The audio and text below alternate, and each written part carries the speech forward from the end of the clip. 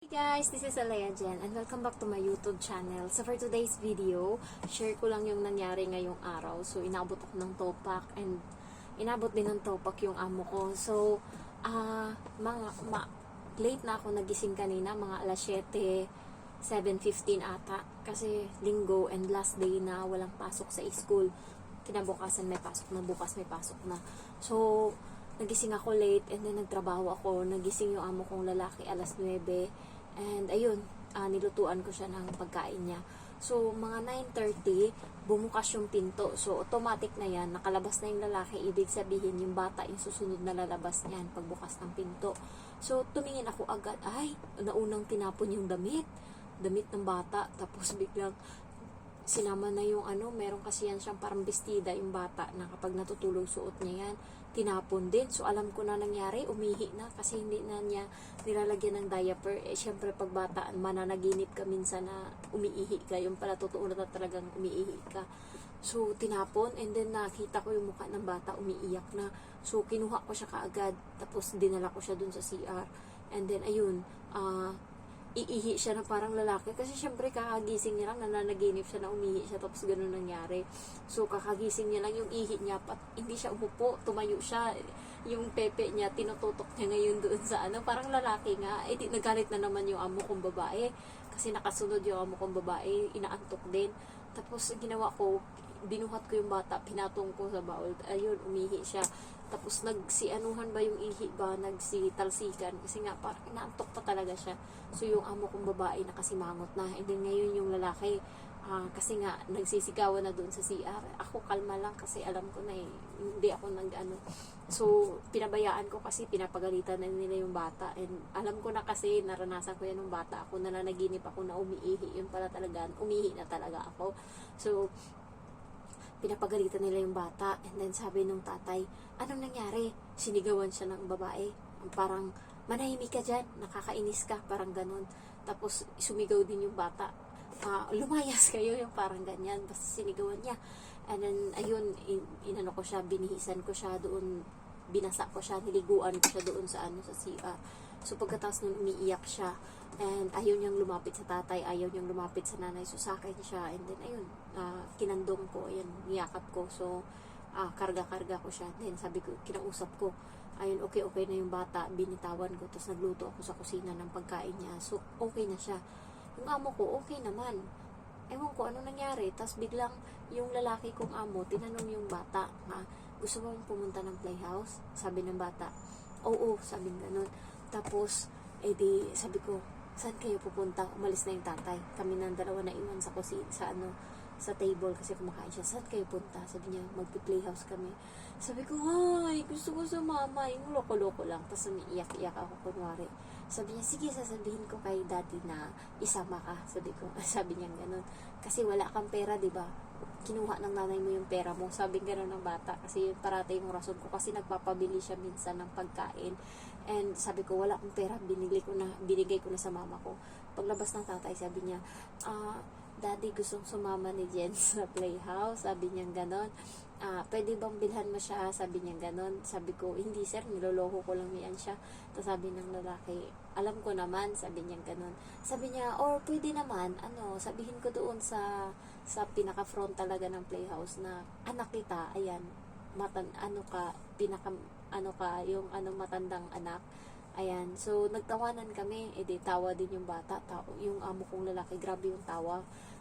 Tapos nagtawanan naman kami, yung babae sa loob, ewan ko anong ginagawa. Basta nagtawanan kami, inulit pa talaga ng lalaki. Tapos sabi ng bata, hi, nakakatandang kapatid kita. Tapos tawanan na naman kami. So paglabas ng babae, hindi naman matino yung mukha niya. Sabi niya sa akin na ayaw niya ngang isama yung bata sa labas. Gusto niyang mag-date ba? Gusto niyang iwan yung bata kasi ganyan yung ginagawa niya.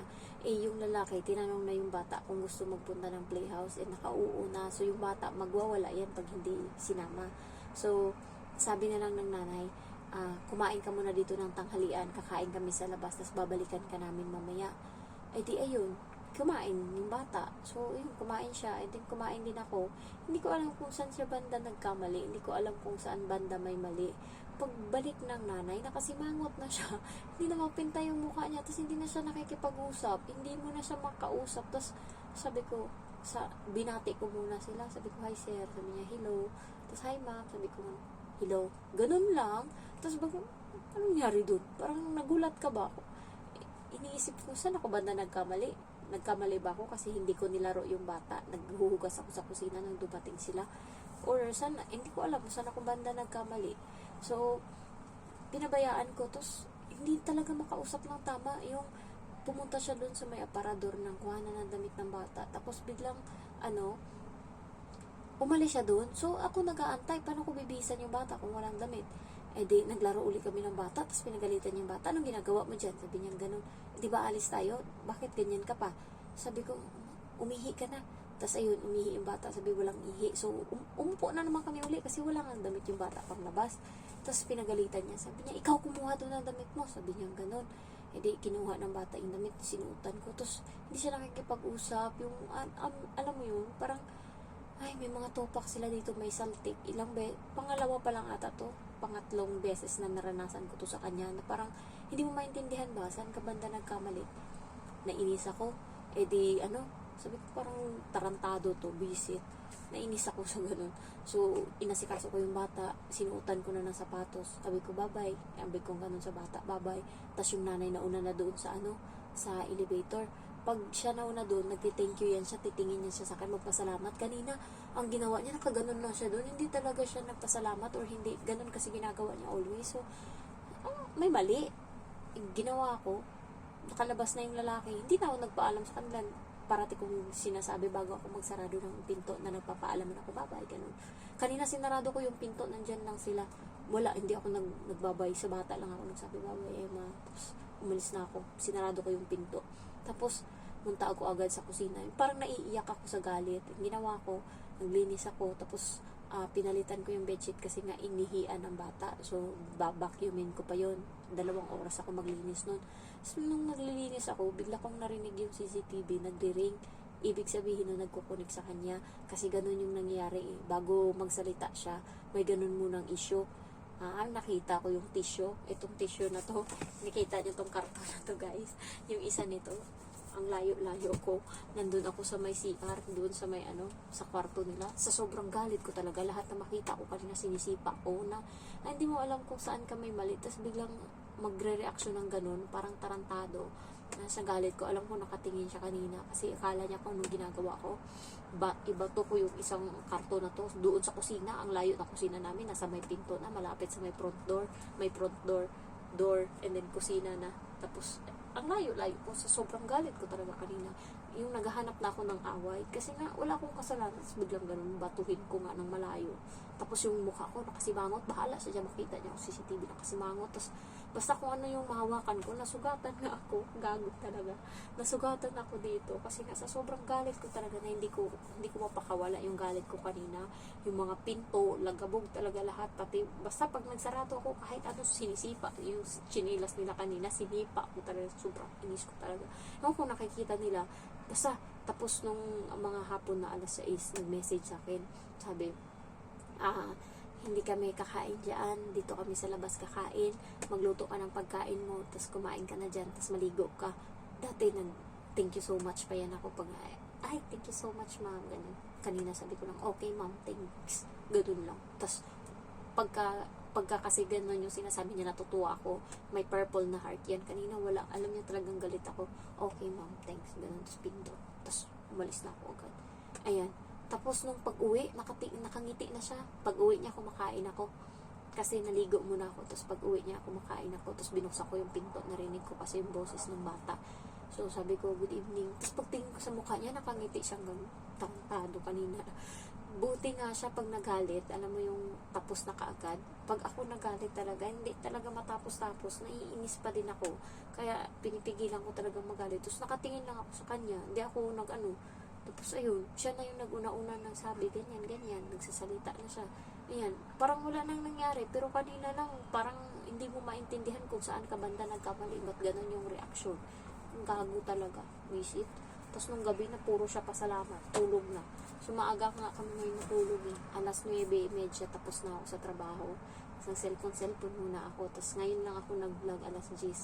Matulog na ako maya-maya kasi bukas alas 5, medyo ako magigising kasi first day ng school ng bata. So, balik na naman sa alas 5 yung gising ko. 5:45, 5:50.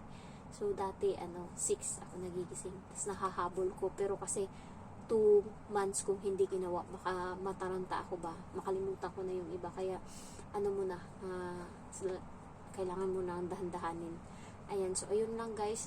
Kaya kayo yung may mga amo dyan na tupakin, patulan nyo minsan kasi namimihasa yan eh. Pag alam nilang hindi kayo lumalaban, kakayan-kayanin kayo, sisigaw-sigawan kayo, sabihan kayong bobo, ganyan-ganyan. Pag ako, hinahamon ako ng terminate, pinapatulan ko talaga yung bata. Kaya naano nila na hindi ako takot mawala ng trabaho kasi nga nung nag-away kami ng bata, doon mismo sa harap ng CCTV, sinabi ko na nag-away kami, sa sobrang galit ko talaga, napuno ako. Sabi ko sa kanya, ba't ako magtitiis dito? Ginanon ko yung bata. Ba't ako magtitiis dito?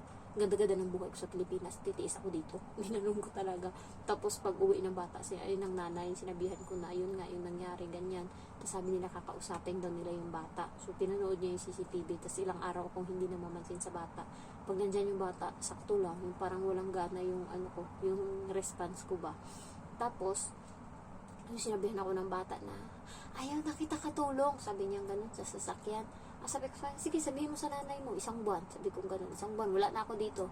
Kaya, kapag kasi natatakot kayo guys, kapag naano kayo, dun kayo masyadong, takot yan, mawala ng trabaho, walang pera. Ako kahit pinakita ko sa kanila yung bahay ko na walang bubong, bahala ka dyan. Hindi matirahan kung hindi. Kaysa sa magtitiis ako dito, hindi na ako masaya. Ayoko nang ganun. Yung kasi pag nagtrabaho ako, trabaho talaga. Pero, wag naman yung emotionally na, yung mental mo na yung